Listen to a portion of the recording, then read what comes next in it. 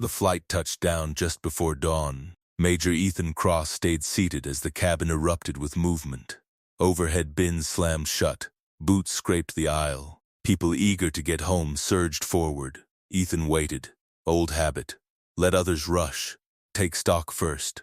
He counted exits without thinking, not because he expected danger, but because the mind didn't forget what it had been trained to do. Iraq had taught him patience. Silence.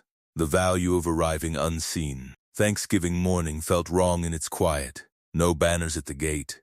No family clustered near baggage claim. No sons scanning faces, pretending not to look worried. That, at least, was intentional. Ethan had come home early, quietly. No calls, no warnings. He wanted the surprise to be clean, simple. Just a father stepping through the front door before dinner, ruffling his son's hair, pretending the distance hadn't been brutal. He signed the last form, shrugged into his coat over his service uniform, and stepped into the cold. The rental car smelled like disinfectant and stale air. He didn't mind. He drove with the radio off as the sky lightened from black to steel gray. Highway empty except for delivery trucks and early commuters. 16 years old. That was how old his son was now. 16 meant tall enough to try acting grown. Still young enough to need protection whether he admitted it or not. Ethan had missed birthdays. School milestone. Ordinary evenings that mattered more than ceremonies. This was supposed to make up for some of that. The neighborhood came into view just after 7. Wide streets. Manicured hedges. Houses designed to impress without appearing desperate to do so. The kind of place where reputation lived quietly behind closed doors. Ethan pulled into the driveway and shut off the engine. No lights on inside. He frowned, checked his watch, then the windows. Curtains drawn. No movement. Maybe they'd gone to the in-laws early. He unlocked the door. The house was cold. Not lived in cold, unused cold. No coffee brewing. No clatter from the kitchen. No shoes kicked off by the stairs. "Son?" he called. Nothing. He set his bag down slowly, scanning as he moved, training again. The living room untouched, the dining table bare, his son's backpack missing from its usual hook. Ethan walked upstairs. The bedroom door stood open. The bed was made. 2 made. No phone charger on the desk. No clothes draped over the chair. The absence was loud. Ethan pulled out his phone and dialed his wife. Straight to voicemail. He didn't leave a message. He checked his son's location app. Offline. That was when the unease settled in. Not panic, not yet, but clarity sharpening at the edges. Ethan sat at the kitchen table and waited 3 minutes before calling again. This time, she answered. "You're early," she said, voice tight. "Where is he?" Ethan asked. A pause. "He's fine," she replied. "He's with my father." Ethan closed his eyes once. "Where?" "At the cabin." The word landed wrong. Her father's cabin sat deep in the hills, no cell service, no neighbors for miles.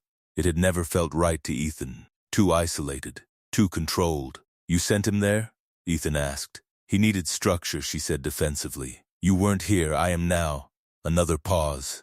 "He's been acting out," she continued, skipping chores, talking back. "My father said he could straighten him out." Ethan stood. "You sent my son away without telling me. You were overseas," she snapped. "I had to make decisions. You don't make those decisions alone." "He'll be back tonight," she said quickly. After dinner, Ethan grabbed his keys. "Which cabin?" Silence. "Which cabin?" he repeated, voice flat now. She gave him the location. Ethan ended the call without another word. The drive took hours. Roads narrowed. Pavement turned to gravel. Trees closed in. Branches bare against the gray sky. Ethan parked at the edge of the clearing and stepped out. The cabin stood ahead. Smoke faint from the chimney. Too quiet. He approached on foot. That was when he saw the marks in the dirt. Dragged footsteps. Disturbed ground. Something heavy moved where it shouldn't have been. Ethan's jaw tightened. He rounded the side of the cabin and stopped. His son sat near a tree at the edge of the clearing, hands bound, a chain looped low around the trunk. The boy looked up slowly, face pale, lips cracked. "Dad?" he said hoarsely. Something inside Ethan went still. Not rage, not yet. Control. Ethan crossed the distance in seconds, dropping to his knees, hands already working the restraint. "I've got you," he said quietly. I'm here. The chain fell away. His son leaned forward, trembling. I didn't do anything, he whispered. Ethan wrapped him up, one arm firm around his shoulders. I know. As he lifted his son to his feet, Ethan looked toward the cabin. The door stood open, and inside, whatever waited had just crossed a line it would not be allowed to uncross again. Ethan didn't run. He never did when things mattered. He guided his son away from the tree and lowered him onto the tailgate of the truck, keeping his voice steady, hands firm, movements deliberate. Look at me, he said. The boy obeyed, blinking slowly, eyes unfocused but present. What's your name? Ethan asked. You know my name, his son whispered. I do, Ethan said. I need to hear you say it. The answer came. Quiet, hoarse, correct. Ethan nodded once. Good. Stay with me. He wrapped a blanket around his shoulders, checked wrists and ankles with careful pressure, not asking questions yet. Shock had its own rhythm. You didn't rush it. You let it pass through. How long? Ethan asked gently. His son hesitated. I don't know. A few days. He said it was to teach me discipline. Ethan absorbed that without reacting. Did anyone else come here? A shake of the head. Then, sometimes he talked to someone on the phone. Ethan stood. He scanned the clearing again. No other vehicles. No fresh tracks besides his own and the marks he'd already noted. The cabin door creaked in the wind. Stay here, he said. Do not move unless I tell you. His son nodded, eyes locked on him now, trust anchoring him in place. Ethan approached the cabin. He didn't draw a weapon. He didn't need to. Inside, the air smelled of old smoke and something sour. A single chair sat near the table. Supplies stacked neatly, too neatly. He saw the notebook first. Dates, notes, rules written in a careful hand. Ethan didn't touch it. He photographed everything. Wide shots, close-ups, timestamps. He documented before he confronted, because confrontation ended evidence. A door slammed behind him. Ethan turned. His father-in-law stood in the doorway, face hardening as he took in the scene beyond the window. You shouldn't be here, the older man said. Ethan kept his tone neutral. You shouldn't have touched my son. He needed correction. The man snapped. You've been gone too long to understand. Ethan stepped aside, creating a clear line of sight to the truck. Look at him, Ethan said. The man hesitated, then glanced outside. His expression flickered. He was disrespectful, he muttered. Boys need structure. Ethan nodded slowly. You're done talking. You don't get to tell me. Ethan raised a hand. Not in threat. In command. This conversation is over. He pulled out his phone and dialed. Not emergency services. A number memorized long ago. Mark, he said when the line picked up. It's Ethan. I need county deputies and child protective services routed to my location. I'm sending coordinates now. His father-in-law's face drained of color. You can't do this, he said. I already am, Ethan replied. The man took a step forward. Ethan didn't move. I don't recommend that, Ethan said evenly. Something in his voice stopped the man cold. Sirens took time. Remote areas always did. Ethan returned to his son, crouched beside him, and stayed there. He spoke quietly about neutral things. The drive home, a movie they'd watched before he left, how the dog would be confused when he saw him. His son listened, nodded, clung to the sound. When the deputies arrived, Ethan stepped back and let them work. He provided facts, showed photos, shared timelines. He did not editorialize. By the time the sun dipped lower, his father-in-law was in handcuffs, still arguing, still justifying. Ethan didn't look at him. At the hospital, doctors confirmed what Ethan already knew. Dehydration, exhaustion, bruising consistent with restraint. Nothing life-threatening, but enough. Ethan sat in the chair beside the bed as his son slept, monitors humming softly. His phone buzzed. His wife, he answered. What did you do? She demanded. I retrieved my son, Ethan said. You called the police on my father. Yes. You didn't have to destroy him. Ethan closed his eyes. He destroyed himself. He was trying to help. He was committing a crime. Silence. They're going to investigate, she said weakly. They should. You're blowing this out of proportion. Ethan stood and stepped into the hallway. No, he said quietly. I'm responding proportionately. He hung up. That night, Ethan didn't sleep. He drafted emails, made calls, documented everything. He reached out to a former legal officer now working in oversight, a family advocacy liaison he trusted, a compliance specialist who knew how rural cases disappeared if no one watched them. Each response came back measured. Serious. We'll monitor this. This needs to be handled carefully. You did the right thing calling it in. Ethan looked through the glass at his son, still asleep. Carefully. Yes, that was the word. Because what came next wasn't about anger. It was about ensuring no one ever mistook silence for permission again. And by the time dawn touched the windows, Ethan had already begun laying out the steps.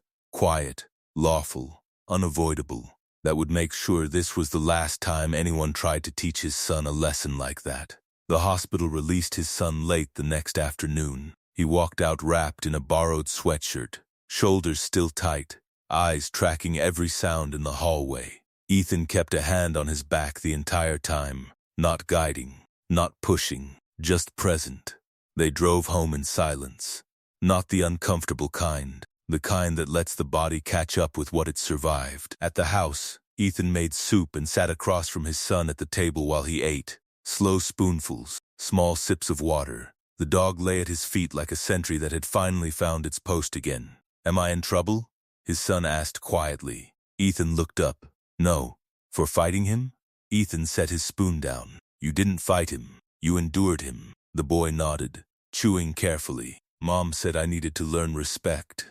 Ethan's jaw tightened, then eased. Respect is taught by example, not force.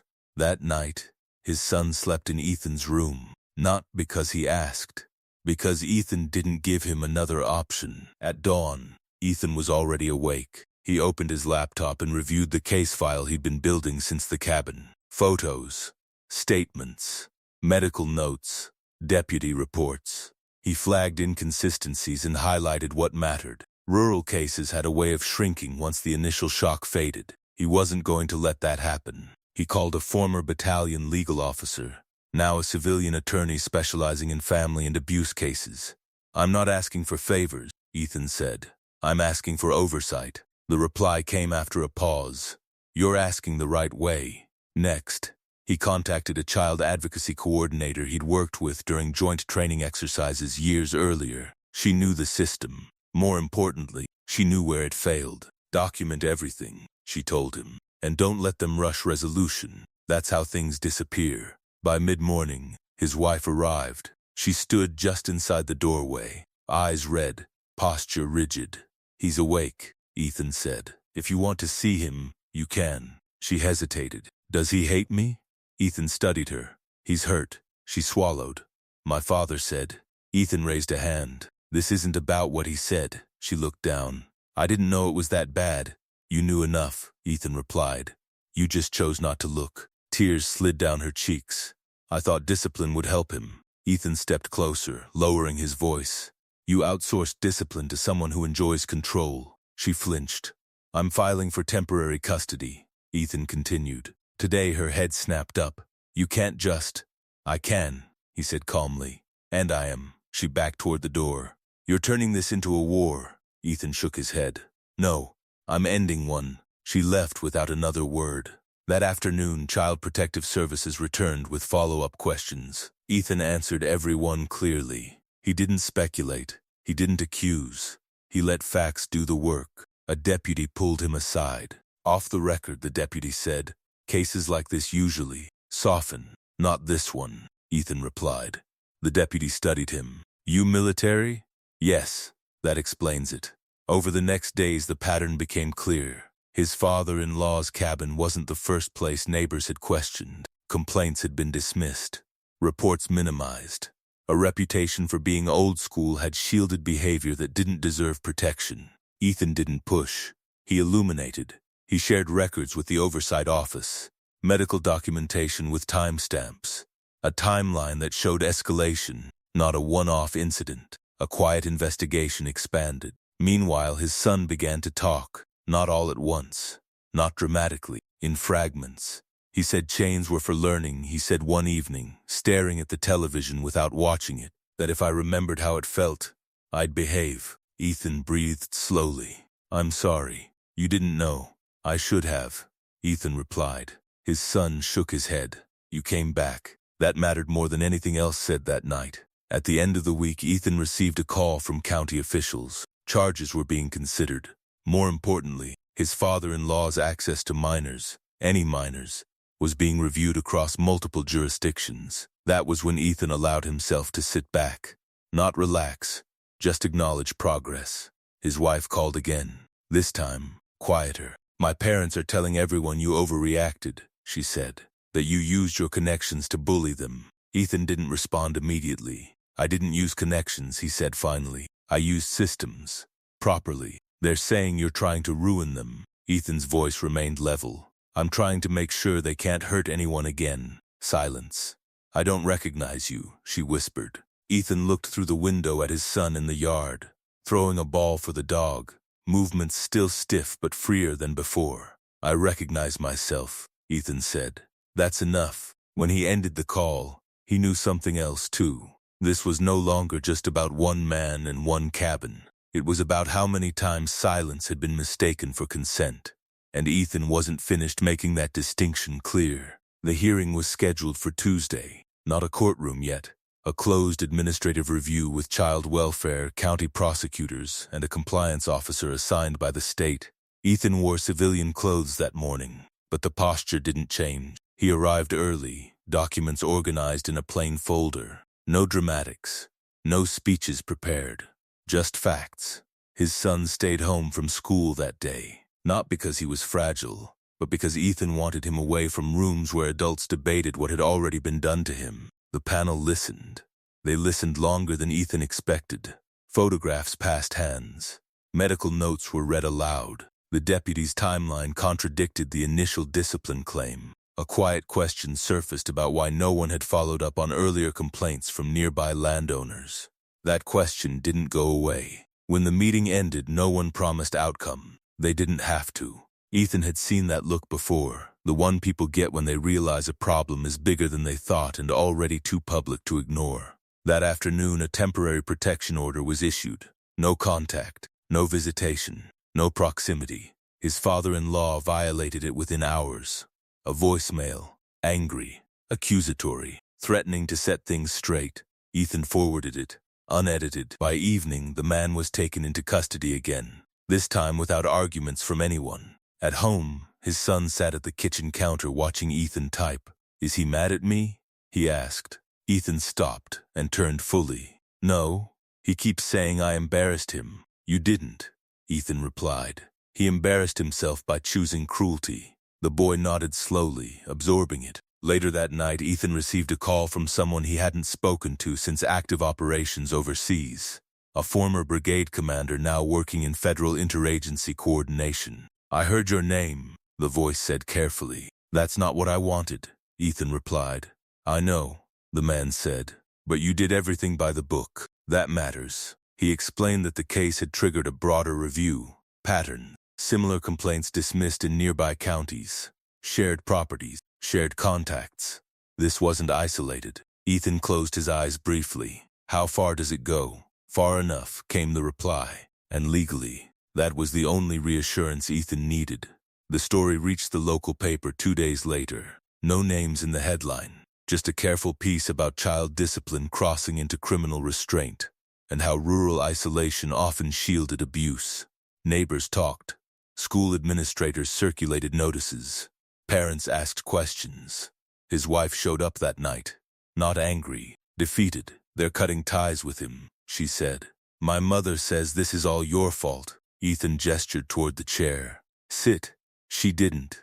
I don't know where I belong anymore, she said. Ethan's voice stayed calm. You belong where you protect your child. She nodded slowly, tears forming. I didn't, she whispered. No, Ethan said. You didn't. It was the hardest truth he'd had to speak aloud. The custody ruling came before the week ended. Temporary sole custody granted to Ethan. Supervised contact only, pending evaluation. When he told his son, the boy didn't cheer. He just exhaled. Does this mean I'm staying? He asked. Yes, Ethan said. As long as you want. The relief in his eyes was answer enough. That weekend, Ethan took him fishing. No lesson, no advice, just quiet water and steady time. They didn't talk about chains. They didn't talk about court. They talked about school, about cars, about what came next. And for the first time since Ethan came home, his son laughed without checking the adults around him first. That night, Ethan sat alone on the porch. His phone buzzed with an update. Charges were being expanded. Additional complaints corroborated. The cabin was no longer just a cabin. It was evidence. Ethan set the phone down. This wasn't revenge. It was correction. And the thing about correction, done properly, was that it didn't stop at one action. It reshaped the ground beneath it. As the wind moved through the trees, Ethan knew the final phase wasn't loud. It was administrative, unavoidable, and already in motion. The arrest warrant was served on a Thursday morning. No siren, no cameras. Just 2 county vehicles pulling up to the cabin while frost still clung to the grass. Ethan watched the update come through on his phone while standing in the kitchen, coffee untouched. The charge list was longer now. Criminal restraint, endangerment of a minor, aggravated misconduct. Each line the result of paperwork, not outrage. The kind of ending that held. His son was at the table, working through homework at his own pace. No flinching when the phone buzzed, no scanning the room for approval. He had started to settle into himself again. They came? The boy asked without looking up. Yes, Ethan said. Is it done? Ethan considered the question. The important part is, that afternoon, the prosecutor's office called. The case would move forward. Evidence was strong. The earlier attempt to frame it as discipline had collapsed under timeline. Medical reports and corroborating statements from neighbors who had finally spoken once they realized someone was listening. His wife called later. I'm moving out, she said quietly, closer to my sister. That's your choice, Ethan replied. I don't expect forgiveness, she added. I hope he knows I'm sorry. Ethan looked at his son through the doorway, now arguing with the dog about whose toy it was. He knows you regret it, Ethan said. What comes next is up to you. She didn't argue. The custody order was finalized the following week. Permanent placement. Supervised visitation contingent on compliance. Mandatory counseling. Ethan signed the paperwork without ceremony. On Saturday, he and his son drove back past the hills. They didn't stop at the cabin. They didn't need to. The property was taped off now. An evidence marker stood where the tree had been. The place looked smaller than it had before. Less powerful. Can we take the long way home? His son asked. Sure. They drove with the windows cracked, cold air cutting clean through the cab. At a diner off the highway, they shared pancakes and argued about which ones were better, blueberry or plain. It felt ordinary. That was the victory. Weeks passed, then months. The trial concluded quietly. A plea deal was accepted. Conditions set. Restrictions permanent. No headline. But the system had worked because it had been forced to look. At school, his son joined a track club. He ran hard, burned off what words couldn't reach yet. At night, he slept without the light on. One evening, as they sat on the porch watching the sky darken, his son spoke. I thought you wouldn't come back, he said. Ethan didn't pretend otherwise. I should have been here sooner. You came when it mattered, the boy replied. That stayed with Ethan. Years in uniform had taught him how to plan, how to execute, how to apply pressure without breaking the law or himself. But this had taught him something else. Protection didn't end with rescue. It ended with stability, with follow-through, with making sure the ground was safe long after the danger was gone. Ethan filed the last document and closed the folder. He didn't keep it on a shelf. He put it away. Life moved forward. College visits replaced court dates. Arguments shifted from rules to curfews to futures. Laughter returned in pieces, then in full. One night, his son stopped at the doorway before heading to bed. Thanks for believing me, he said. Ethan nodded. Always. The house was quiet again. Not the wrong kind, the right kind. And if you've been listening this far, subscribe to the channel and let me know in the comments what time it is where you're watching from. It helps more than you know.